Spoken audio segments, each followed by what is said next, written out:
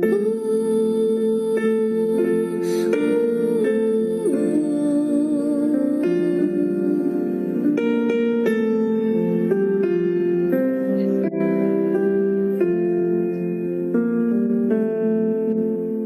el monte Calvario estaba una cruz, emblema de afrenta y dolor. Y yo amo esa cruz, no murió mi Jesús por salvar al más vil pecador. Oh, yo siempre amaré esa cruz, en sus triunfos mi gloria será. Y algún día en vez de una cruz, mi corona Jesús me dará. Y aunque el mundo desprecie la cruz de Jesús, para mí tiene suma atracción, pues en ella llevo el Cordero de Dios, de mi alma la condenación. Oh, yo siempre amaré esa cruz, en sus triunfos mi gloria será. Y algún día en vez de una cruz, mi corona Jesús me dará.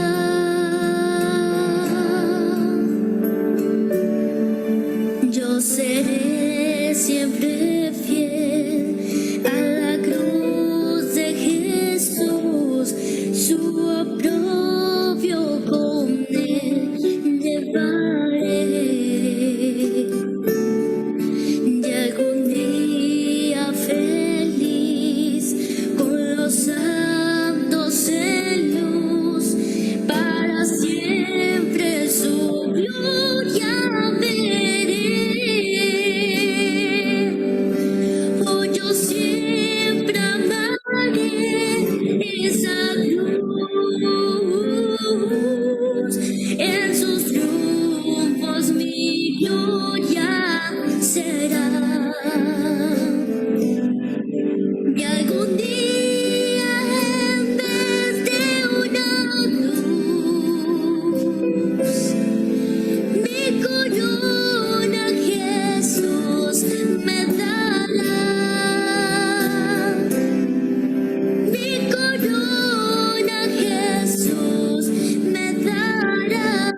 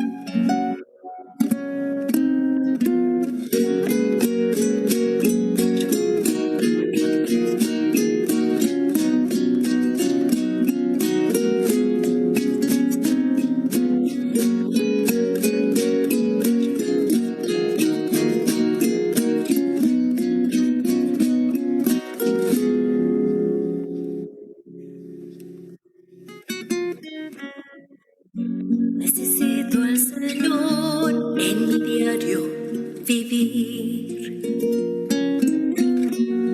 Necesito pensar que Él está junto a mí. Necesito al Señor y su gran amor. Necesito confiar que Él me ayudará. Necesito al Señor siempre al despertar. Necesito yo hacer de mi seguridad.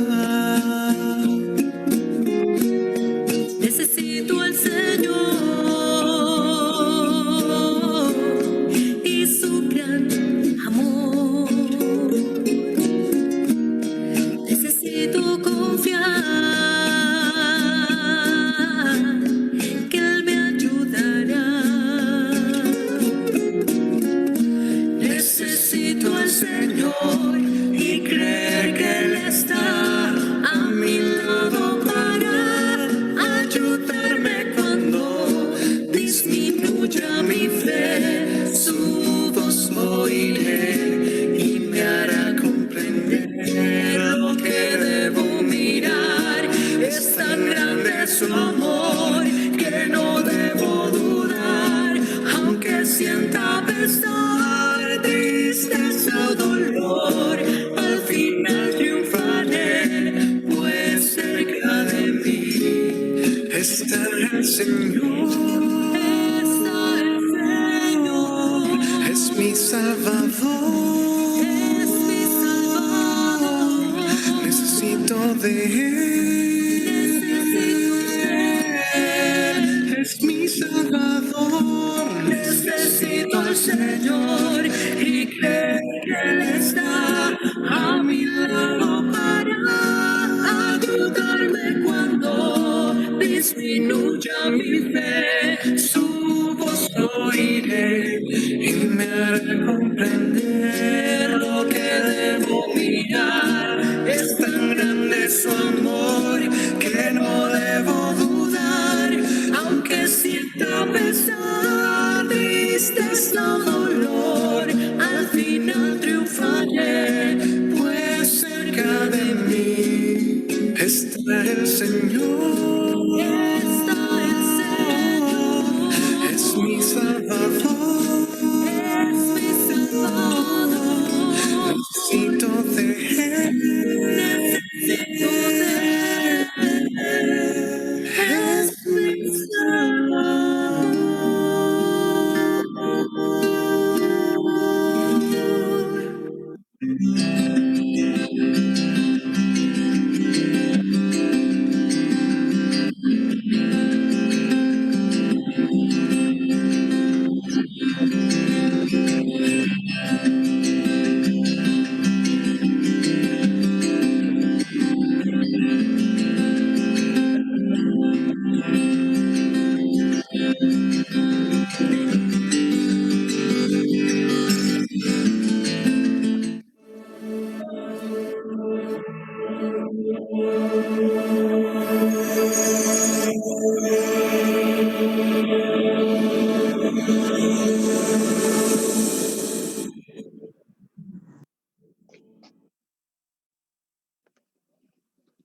¿Qué tal, hermanos? Buenas tardes, bienvenidos a nuestro culto de mitad de semana. Dios les bendiga. Sean bienvenidos a todos los que nos acompañan en esta hora. Gracias a Dios porque Él nos da la oportunidad de estar reunidos, aunque sea de esta forma virtual. Sean bienvenidos también los que nos acompañan a través de Facebook. Gracias por estar conectados y poder reunirnos como familia en Cristo de todas las distintas iglesias y varias otras personas de otras iglesias de la ciudad, etcétera. Damos gracias a Dios por esta bendición que Él nos da de estar reunidos y poder alabar su nombre. Como saben, entre semana hemos estado estudiando las 28 creencias y vamos avanzando, ¿verdad? En ellas. Así que hoy vamos a estudiar la número 12, ¿verdad? Que lleva por título La Iglesia. Vamos entonces a pedir la dirección de Dios. Les invito a inclinar el rostro para hacer una oración. Oremos. Bendito Dios y Padre eterno, gracias Señor porque eres bueno con nosotros y porque para siempre es tu misericordia. Gracias Padre porque en esta hora, a mitad de semana, nos permites congregarnos, reunirnos de una forma virtual, aprovechando la tecnología, pero más unidos que nunca porque el amor de Cristo es el que nos une y el que nos motiva para seguir adelante, Señor. Te pedimos que te quedes con nosotros en esta hora y que al estudiar tu palabra tú lo guardes en nuestro corazón para que pueda servir de ayuda espiritual. Quédate con nosotros, Señor, en el nombre de Jesús oramos. Amén. Bien, hermanos, pues vamos a estudiar, vamos a seguir leyendo o repasando las 28 creencias que tenemos nosotros los adventistas del séptimo día. En esta parte o el día de hoy vamos a ver acerca de la iglesia. ¿Qué es la iglesia? ¿Por qué nosotros tenemos una iglesia? ¿Por qué se insiste incluso en seguir congregándonos a pesar aunque estamos en esta situación, seguimos insistiendo, hay que congregarnos, hay que reunirnos como iglesia? ¿Cuál es la razón? ¿Por qué es que no debemos de dejar de congregarnos? Esta creencia comienza hablándonos o hablar acerca de lo que significa iglesia. La traducción de iglesia es una palabra griega que significa llamado a reunión, es eclesia. Es decir, esta palabra se usaba cuando se llamaba a que los cristianos vinieran a reunirse, vinieran a congregarse, y entonces cuando se les llamaba reunión, se les decía, se hizo una eclesia o una iglesia. Iglesia, entonces, la palabra, el significado bíblico, no habla acerca de un lugar, no habla tampoco acerca de una posición o una cantidad de personas, sino más que nada es una gente que se reunía, que se hacía una asamblea, una proclamación con un objetivo. Esta iglesia, o el objetivo que tenía la iglesia, es que los creyentes se reunieran para adorar en un lugar específico. Entonces, los creyentes de cierta localidad se reunían en una zona geográfica específica y entonces ellos comenzaban a adorar. Sin embargo, la Biblia también le llama a iglesia a todos los creyentes que están por toda la faz del mundo, ¿verdad? Todo aquel que es fiel, incluso la Biblia nos dice en Efesios capítulo 1 que incluso los seres que hay en el cielo son parte de la iglesia y de la adoración. Entonces la iglesia no determina nada más un grupo pequeño o una iglesia, sino que es más amplio el significado de iglesia. Entonces la Biblia describe que la iglesia es del Señor, es de Dios, y es Jesús cuando estuvo en la tierra el que la instituyó y le dio autoridad a la iglesia. Le dijo, esta iglesia yo la he edificado y tiene poder para hacer distintas cosas que ahorita vamos a ir viendo. Pero es Jesús el que le da el poder a la iglesia porque Él es el que la crea, es el que es el dueño de ella. Entonces podemos ver que desde el principio la iglesia en el Antiguo Testamento, el pueblo de Dios, era una congregación organizada. Cuando Dios saca de Egipto al pueblo de Israel, no es un pueblo que nace en el vacío, sino que Dios lo organiza. De tal forma que el pueblo de Israel sabía cómo marcharían en el desierto, sabía cómo debían ellos acomodar las carpas, sabían qué debían de llevar, qué no debían de llevar, sabían cómo se iban a gobernar, quiénes iban a ser los dirigentes. La iglesia era algo organizado en el tiempo de Moisés. En el tiempo de Cristo, cuando Cristo viene, Él inaugura ahora la iglesia cristiana y una misión nueva. No porque sea una misión que no existiera, sino era una misión que ahora era diferente por el contexto, que era el contexto de la proclamación del Evangelio, la proclamación de la muerte de Cristo. Y entonces la cruz, hay un antes y un después, ¿verdad? Que es ese antes, es la misión que Dios tenía para el pueblo de Israel, y el después es para la iglesia cristiana, para nosotros hoy en día. Entonces, cuando nosotros vemos que la iglesia del Nuevo Testamento es un poco diferente. La iglesia de la antigua era más nacional, ¿verdad? Era de un pueblo, de una nación.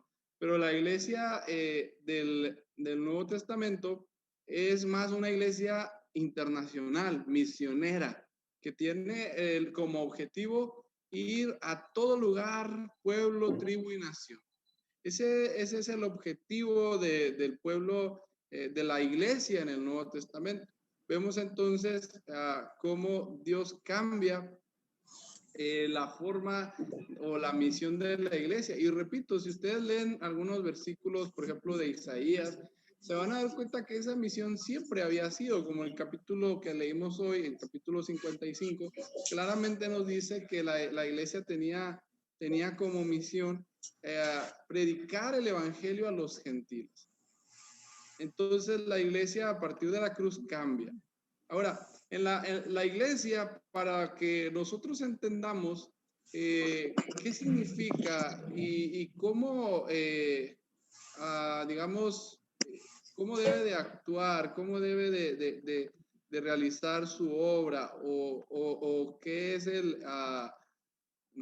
podamos llamarle la naturaleza, ahora sí, que describe cómo funciona la iglesia. Vamos a ver que en la Biblia se usan varias metáforas. La primera, Efesios capítulo 2, verso 16, dice que la iglesia es un cuerpo. Este cuerpo hace un énfasis en que la iglesia debe de tener unidad y que cada miembro tiene una función, pero no solamente una función, sino que tiene una relación. Entonces, la iglesia cristiana, nuestra iglesia, debe de tener 3 características según esta metáfora de Efesios capítulo 2. Número 1, la iglesia debe de estar unida. ¿Unida en qué? En un mismo propósito. Cuando en la iglesia alguien tiene una idea y alguien tiene otra idea, las dos ideas, por muy diferentes que sean, deben de tener un mismo propósito, que es la predicación del evangelio. Si nuestras ideas en la iglesia no cumplen ese propósito, entonces estamos desuniendo la iglesia. Número 2, la iglesia debe de tener una relación, ¿verdad? No puede decir el brazo, bueno, yo no tengo nada que ver con el corazón, o yo no tengo nada que ver con los pulmones o con el cerebro. Yo no tengo nada que ver con el estómago. Todos tienen una función que va y recae a lo mismo, ¿verdad? Si el corazón no bombea sangre, el brazo no puede funcionar. Si los pulmones no meten oxígeno al cuerpo y lo purifica, el brazo no puede funcionar. Si el cerebro no manda la señal para que funcione el brazo, pues no puede funcionar. Si el estómago no transforma los nutrientes en energía para las células del brazo, el brazo no puede funcionar. Entonces, hay una relación estrecha en cada uno de los creyentes, en cada una de las personas.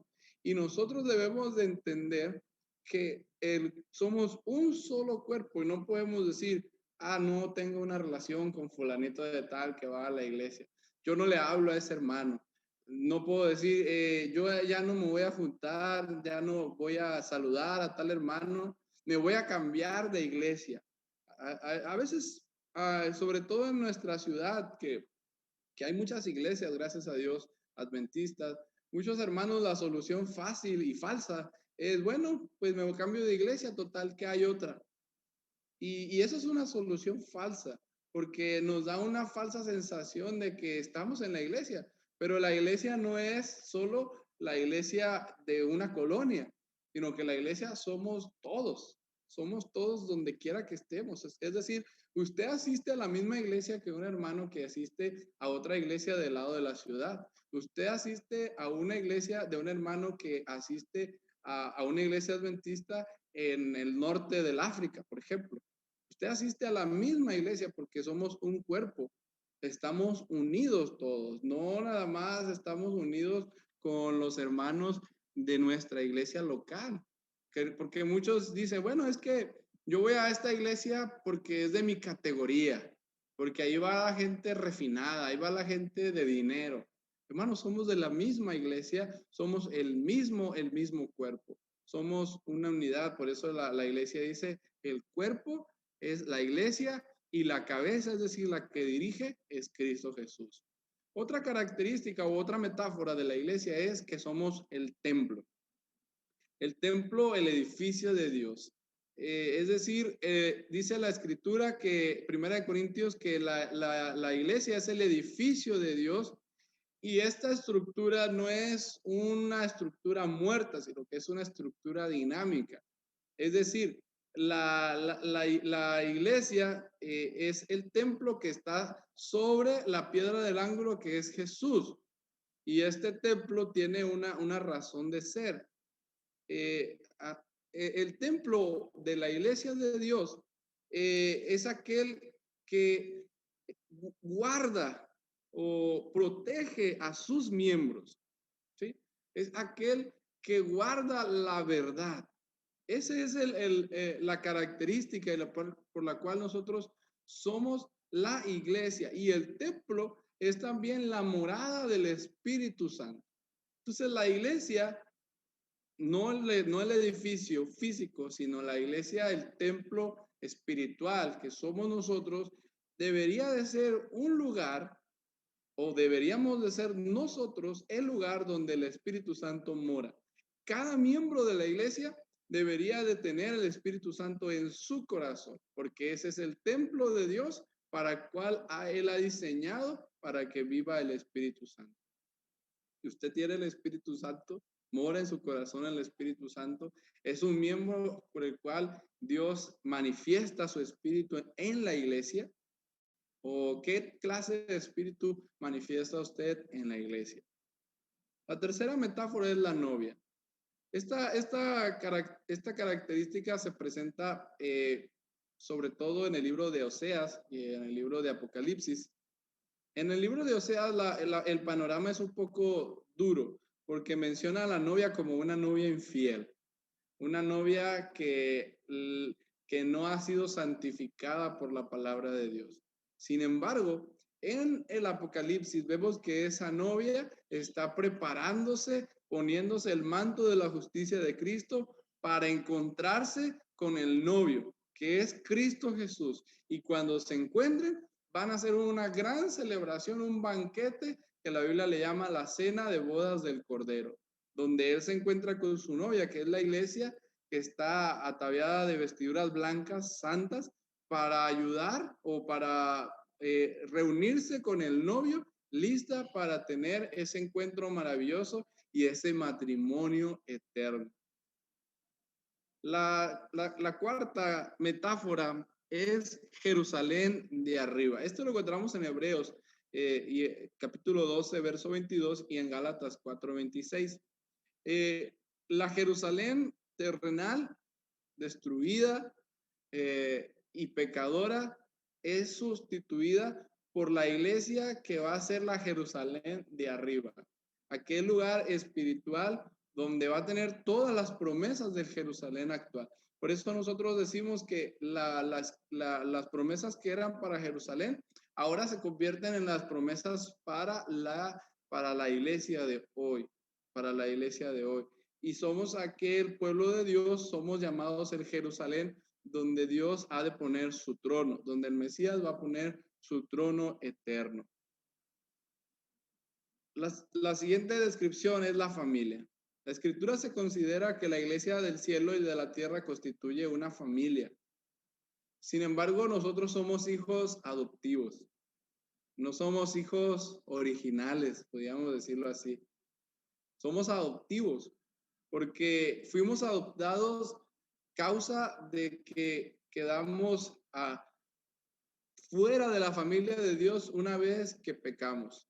Sin embargo, Él nos adoptó y nos hizo nacer de nuevo. Y esa es la razón por la cual dice Primera de Juan que vean, dice él, mirad, qué amor tan grande nos ha dado que nos ha hecho llamarnos hijos de Dios. Es decir, fue un momento donde no éramos hijos de Dios, pero ahora Dios nos ha adoptado a todo aquel que lo acepta y que quiere ser parte de esta familia. Qué maravilloso es cuando una persona decide ser parte de la familia de Dios. El sábado tuvimos una linda ceremonia bautismal en la iglesia Betel y la verdad a mí me pone muy contento cuando una persona se bautiza porque entra a un nuevo círculo, entra a un nuevo nacimiento y Dios le hace parte de sus hijos, le hace parte de esa nueva gran familia. Aunque es una familia imperfecta que no está ajena de problemas, de dificultades, no está ajena de roces inclusive, pero es la familia de Dios y Dios nos ha hecho sus hijos por adopción. La iglesia, entonces, como es una familia que está en comunión, que en griego es koinonía, que no es una comunión de que, bueno, vamos a reunirnos al fin de trimestre o en un sábado y vamos a comer, sino que es la comunión del evangelio. ¿Qué significa esto? Que el evangelio es lo que los une y es lo que lo tienen en común. Se habla del evangelio, se vive del evangelio, se predica del evangelio. La iglesia también es columna y baluarte de la verdad. Una de las razones por la cual eh, me, me incliné por estudiar las 28 creencias o repasarlas con ustedes es porque nosotros, hermanos, sobre todo en esta época, estamos siendo bombardeados por noticias falsas. Por ahí he estado leyendo acerca de lo que le llaman las fake news, las noticias falsas, ¿verdad? Y se dice que es lo que está de moda. Todos los personajes políticos, sin excepciones, ¿verdad? Aún aquellos que se dicen ser muy buenos, diariamente dicen miles, bueno, voy a exagerar y voy a decir una mentira, ¿verdad? Muchas mentiras, ¿verdad? Muchas mentiras. Y es una constante mentir y mentir. Y la iglesia no está exenta de eso. La iglesia también está pasando por eso. Entonces, nosotros como iglesia somos una columna de la baluarte. ¿Qué significa columna y baluarte? Columna es algo que sostiene y baluarte es algo como algo que en lo cual se guarda algo muy valioso, ¿verdad? Los baluartes también podían ser una fortaleza, un castillo. Entonces, la iglesia es donde se deposita la verdad, donde protege la verdad, la defiende y sobre todo la da a conocer. Entonces nosotros debemos de conocer la verdad, protegerla cuando alguien cuando no está hablando conforme a la verdad y predicarla. Si nosotros no protegemos la verdad, si no hablamos de la verdad, si no defendemos a la iglesia de la verdad, hermanos, pues no estamos cumpliendo el propósito de la iglesia. Muchas veces cuando nos hacen alguna pregunta que no sabemos, nos preguntan o nos dice, oye, esto, lo otro. Hermanos, ese momento que Dios está diciendo, necesitas prepararte, necesitas conocer, necesitas saber más. La iglesia, somos una iglesia que tiene mucho conocimiento, pero necesitamos conocerlo, ¿verdad? Que no nos pase lo que le pasó al pueblo de Israel, que dice Oseas capítulo 6, que pereció porque le faltó conocimiento, conocer la verdad, protegerla. Usted ha sido puesto para conocer y proteger la verdad. También la iglesia es un ejército, pero este ejército se le conoce como la iglesia militante y la iglesia triunfante. ¿Qué quiere decir esto? ¿Por qué somos un ejército? Bueno, la Biblia dice que debemos de tener toda armadura de Dios, debemos de estar puestos, listos para los ataques del enemigo, y somos una iglesia militante. La iglesia militante es aquella que está marchando, militando es el término militar, ¿verdad? Marchando rumbo a una conquista, que es la patria celestial, que es el reino de los cielos. Y cuando esa iglesia llegue, cuando tú y yo lleguemos como un ejército bien formado en cuadrillas, como el Apocalipsis nos presenta, se convertirá en la iglesia triunfante, en el ejército que ha triunfado y que ha llegado al reino de los cielos. Por eso, hermanos, debemos de tomar toda armadura de Dios, estar firmes y luchar del lado de Cristo. La iglesia entonces es una iglesia visible e invisible. ¿Por qué es visible y por qué es invisible? Lo que hemos visto, la iglesia visible es aquel pueblo organizado de Dios que se organiza para cumplir el servicio, para dar la gran comisión de predicar el evangelio. Es decir, la iglesia visible es la iglesia que usted puede ver en el templo cada sábado, puede ver en los cultos ahora, ¿verdad? A través de las plataformas virtuales. Esa iglesia que se congrega, esa iglesia que observa los cultos, esa iglesia que dedica tiempo para predicar el evangelio, es la iglesia visible. Y es un pueblo que está preparándose para la venida de Cristo. Sin embargo, hay una iglesia invisible que está compuesta de todas aquellas personas que son visibles, pero que también son invisibles. ¿En qué sentido? Hay muchos países, por ejemplo, los países en guerra, donde hay muchos adventistas y la iglesia no sabe qué números son. ¿Por qué? Porque no está permitido, es ilegal ser cristiano, ser adventista en esos lugares. También hay muchas personas que han aceptado a Cristo, que viven conforme a los mandamientos y no están dentro de la iglesia, por la razón que usted quiera, pero no están ahí. Pero al final del tiempo entrarán en la iglesia. Y como nosotros no podemos saber, y solamente Dios puede saber hasta qué punto llega esa iglesia, se le ha llamado la iglesia invisible, que es todos los hijos de Dios en todo el mundo que no podemos ver, que no podemos saber cuántos son. Cuando uno va a una iglesia adventista en otra parte del mundo, la verdad que es algo maravilloso. La experiencia más bonita que yo he tenido en otro lugar fue cuando fuimos de viaje de graduandos de teología, nos organizamos y fuimos a la Universidad de Andrews en Michigan. Y la Universidad de Andrews, casi como tiene su iglesia universitaria, así como Montemorelos, y es una iglesia muy bonita. Y cuando entramos allí, era una experiencia maravillosa, ¿verdad? No entendía nada, les voy a ser sincero, ¿verdad? Es un inglés, se hablaba un inglés muy diferente al que yo guachaguacheaba, dicen por ahí, ¿verdad? Pero el solo hecho de estar allí y escuchar los cantos, aunque no entendía la letra, pero la tonada me era familiar y los que íbamos pues las cantábamos en español, ¿verdad? Sábado en la mañana, la iglesia llena, el predicador predicando y no entendía de lo que muchas cosas de lo que estaba diciendo, pero conforme la pantalla iban saliendo los textos, yo los buscaba en mi Biblia en español y iba tratando de seguir el tema. Y aunque no entendía, para mí fue una experiencia maravillosa. El solo hecho de estar en otro lugar, en otra cultura diferente y ver que hay pueblo de Dios allá. Y eso es a veces lo que nosotros no alcanzamos a vislumbrar. Dios tiene su pueblo por toda la faz de la tierra y todos somos una iglesia invisible que no puede contar el ser humano. A pesar de que la iglesia diga somos 20 millones, realmente creo que somos más y no podemos nunca alcanzarlo a contar, ¿verdad? Solamente Cristo lo sabe. Por medio del Espíritu Santo somos parte de esa iglesia, de esa unión, estamos unidos aunque a veces ni siquiera conocemos a los demás.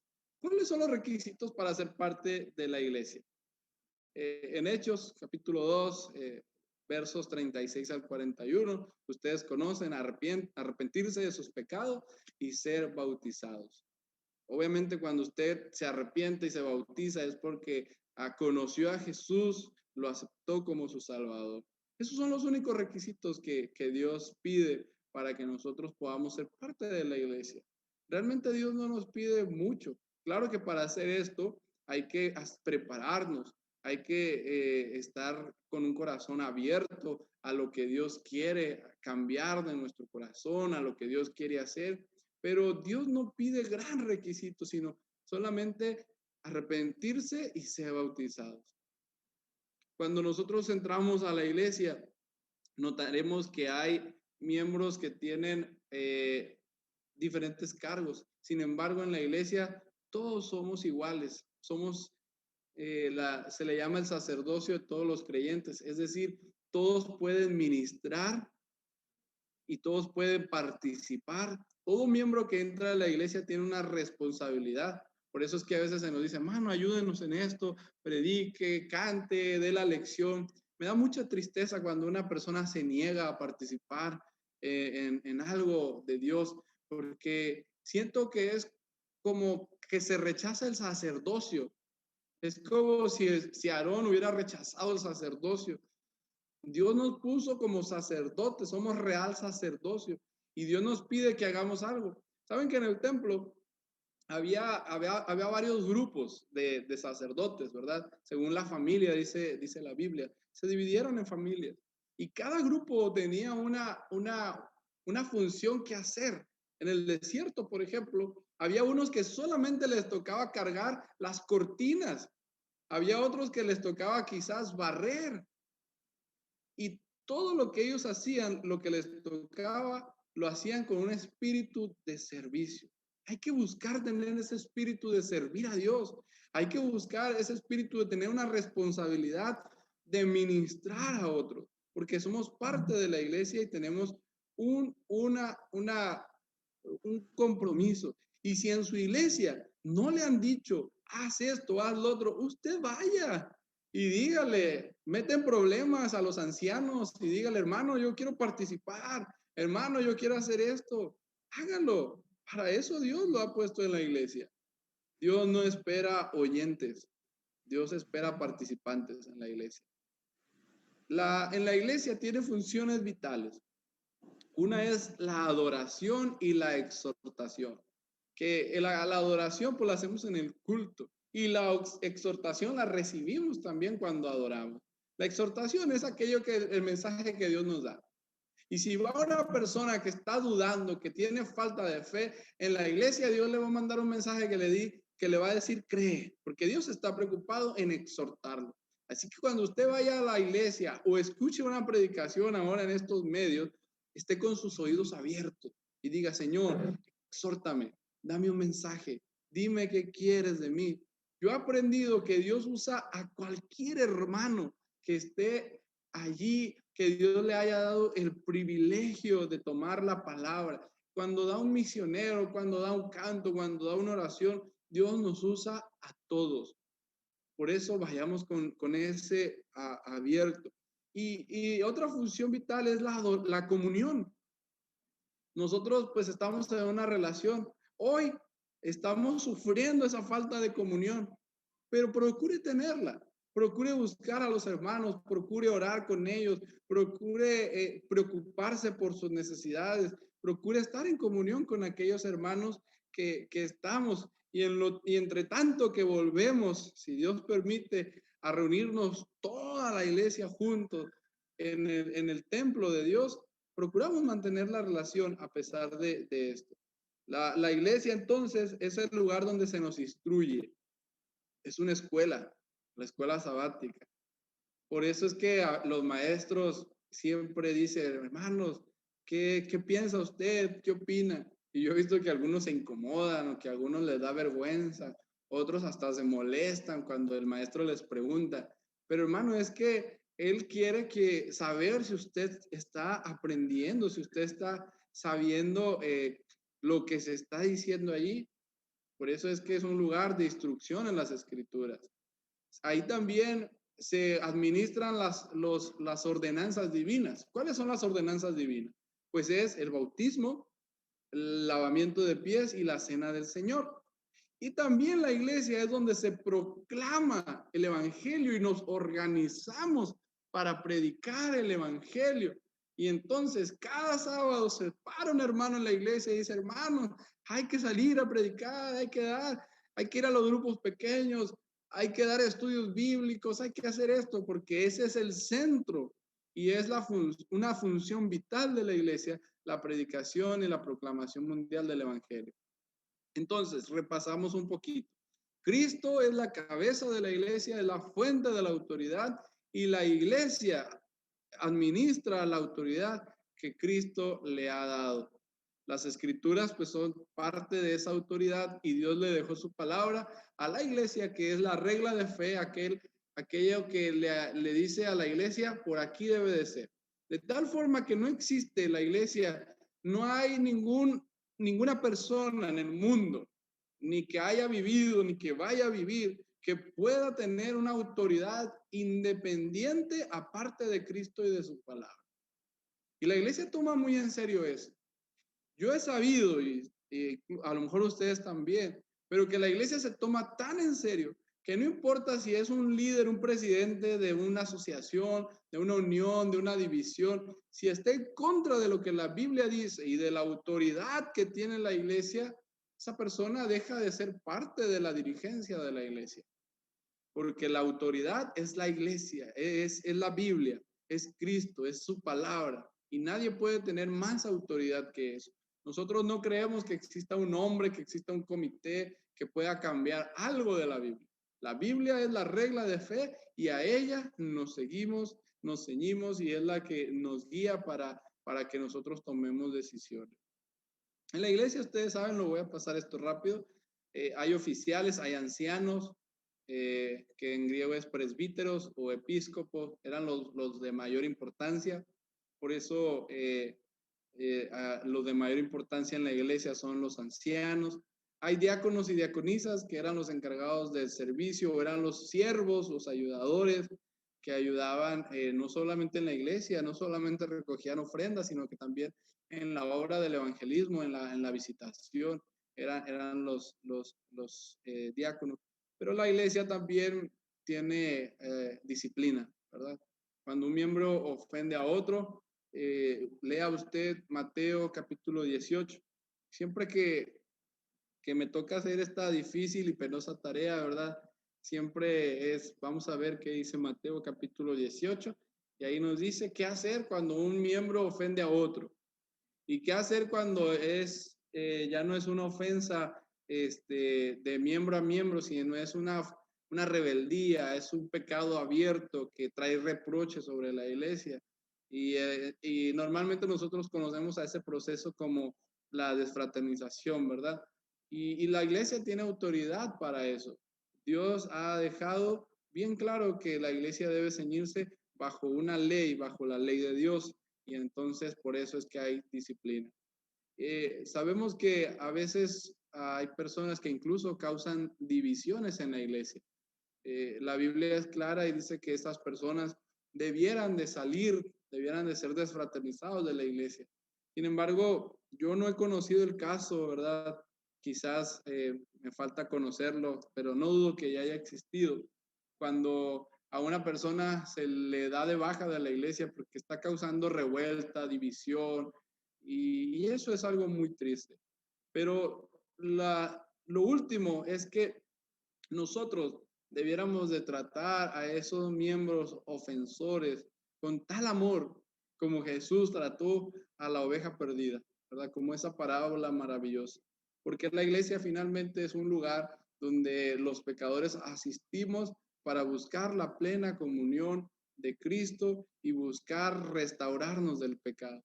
Por lo tanto, si en tu iglesia o si tú conoces un hermano que ha caído, que ha ofendido a Dios, restáuralo, búscalo, ayúdalo a volver al camino, ayúdalo a regresar a la iglesia de Dios. Y cuando tú hagas esto, Dice el libro de Santiago, ascuas amontonarás sobre tu cabeza, es decir, habrás hecho una gran bien, no solamente a él, sino también una gran bendición atraerás a tu vida.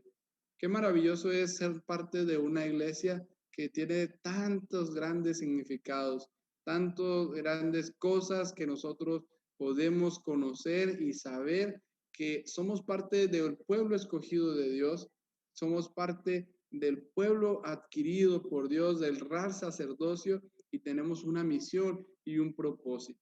Que la misión y el propósito de la iglesia se cumpla en nuestras vidas y en nuestra iglesia. ¿Qué les parece si oramos para, para concluir esta reflexión? Vamos a inclinar el rostro y vamos a orar.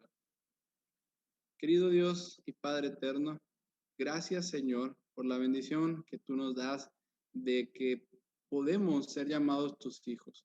Tú nos has adoptado, Señor. Tú nos has traído de las tinieblas a tu luz admirable. Nos has hecho parte de tu cuerpo. Nos has hecho parte de tu iglesia. Ayúdanos, Señor, a vivir de acuerdo a los principios que tu iglesia predica. Ayúdanos, Señor, a vivir de acuerdo a lo que está escrito en sus normas, que basadas en la Biblia nos ayudan, Padre, a tener una guía, una dirección. Ayúdanos también a proclamar el Evangelio con gran fuerza, porque esa es la misión de la iglesia, es la razón de ser de cada departamento, de cada miembro de la iglesia. Y también, Padre, ayúdanos a restaurar al que cae, porque todos podemos caer en algún momento en pecado, todos podemos pasar por un proceso de disciplina en la iglesia, pero que cuando caigamos nos levantemos para honra y gloria de tu nombre. Bendice a tu iglesia, aquella que está congregada, aquella que no podemos ver. Bendice a tus hijos sobre la faz de la tierra. Guárdanos, Señor, porque tu iglesia es lo más preciado que tienes. Guárdanos en tu amor. Te lo pedimos en el nombre de Jesús. Amén.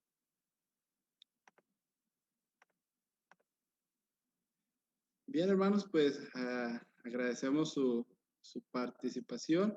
Vamos a despedir a los hermanos que nos están viendo a través de las redes sociales y vamos a quedarnos con los hermanos que están aquí en Zoom para tener un momento de peticiones o de agradecimientos. Ustedes saben, es miércoles, mitad de semana, entonces si alguno de ustedes tiene un motivo de gratitud, un motivo de agradecimiento a Dios, a ese momento para hacerlo, una petición o algún agradecimiento.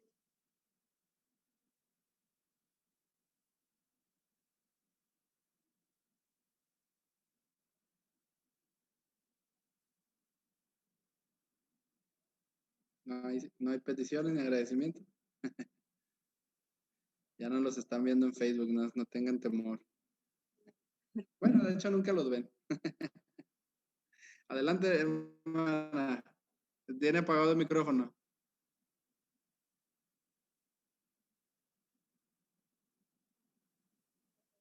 Buenas. Diga. Le doy gracias a Dios por por escuchar el mensaje y porque me ha cuidado de las enfermedades que ha habido y pues sea por mi salud que gracias a Dios, verdad que me ha cuidado de toda esa enfermedad y ahorita que vienen más enfermedades, pues Dios permita, verdad que pues igual que me siga cuidando, ¿verdad? Y también gracias por cada uno de mis hijos y mis hijas. Y pues mi nuera también, que Dios las bendiga a ellas también, y a todos mis nietos. Mi agradecimiento. Amén. Dios les bendiga, hermana. Qué bueno es ver la mano de Dios que ha estado al cuidado de nuestra salud y ha bendecido también a su familia. Gracias, alabamos a Dios por ello. Bueno, tenemos también peticiones y agradecimientos aquí en el chat. Vamos a orar por la familia de la hermana Ceci, sus padres, sus hermanos, suegros, sus hijos, que pues Dios siga cuidando de ellos. ¿Alguien más? Hermana Berta, parece que... Buenas noches, pastor. Buenas noches, hermana. Sí, adelante. Pues yo primeramente agradecida con Dios porque nos cuida en todo momento, nos bendice, nos llena de bendiciones. Quiero pedir que en sus oraciones por una de mis hermanas y su familia, ya que salieron contagiados, que oren por ellos. Ok, vamos a orar por su hermana. ¿Cuál dijo que era su nombre, perdón? No. Elena Ok, vamos a Elena orar. Olivas. Ok, vamos a orar por su hermana. Sí, por ella y su familia. Claro que sí, hermana. Vamos a orar por... Muchas gracias, que Dios los bendiga. Igualmente. ¿Alguien más tiene alguna petición o agradecimiento para hacer la oración? Sí, adelante. Buenas noches, hermanos. Dios les bendiga. Yo quiero pedir de sus oraciones que me acompañen. Estoy muy agradecida porque Dios nos sostiene cada día.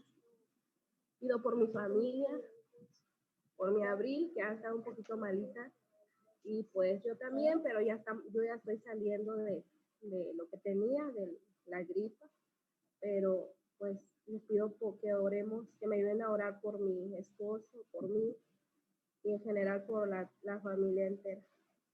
Amén. Amén. Amén, claro que sí, hermana Oli. Vamos a orar por su familia y que Dios les siga ayudando a sanarse, ¿verdad? Hola, Adelante. Diga. Pues yo también quiero dar gracias a Dios por en estos días que nos ha cuidado, a mí y a mi hijo, y también gracias por el trabajo que me da diariamente y que nos cuida durante todo el trayecto del camino a la casa, al trabajo y de regreso nuevamente. Y también quería pedir en esta noche una oración por mi hermana Rosy. Tiene problemas de salud y nada más ponerla en las oraciones para pedir que mejore. Amén. Amén. Vamos a orar por ellos también. ¿Alguien más quiere hacer una petición para incluirlos antes de orar? Un agradecimiento.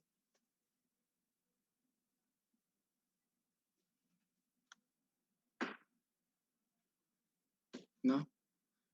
Bueno, si no hubiera más peticiones, vamos a cerrar nuestros ojos, vamos a orar. Oremos. Querido Dios y Padre eterno, alabamos tu nombre, Señor, porque para siempre es tu misericordia y tu fidelidad, Señor, se renueva cada mañana. Gracias, Padre, porque hasta aquí tú nos has ayudado. Estamos un grupo de tus hijos a los cuales hemos visto, Señor, que tu poder no se ha apartado de nosotros. Y aunque algunos se han enfermado, Señor, aquí estamos, Padre, confiando en ti y hemos visto tu mano sanadora. Por eso ponemos en tus manos, Señor, a aquellos que están enfermos, aquellos que están pasando por alguna situación de salud. Se ha mencionado el nombre de tu hija Elena, se ha mencionado también el nombre de la hermana de Jessie, Señor, que tú puedas bendecirles con salud, puedas ayudarles a superar estas enfermedades que están pasando. Algunos nombres no se mencionaron, Señor, pero tú los conoces y sabes quiénes de nosotros están enfermos, Señor, y quiénes están pasando por una dificultad. Te pedimos que tú los bendigas, cualquiera que sea su dificultad, si es económica, si es material, si es espiritual, Señor. Suple cada una de las necesidades, Señor. Confiamos en ti que eres un Dios grande y que puedes hacer cualquier cosa. Por eso vamos a ti, oh Padre, en oración. Agradecidos, Señor, estamos contigo y confiando en que nos escuchas, oramos en esta hora, en el nombre de Cristo Jesús. Amén. Hermanos, Dios les bendiga, que pase una feliz noche, Dios los guarde.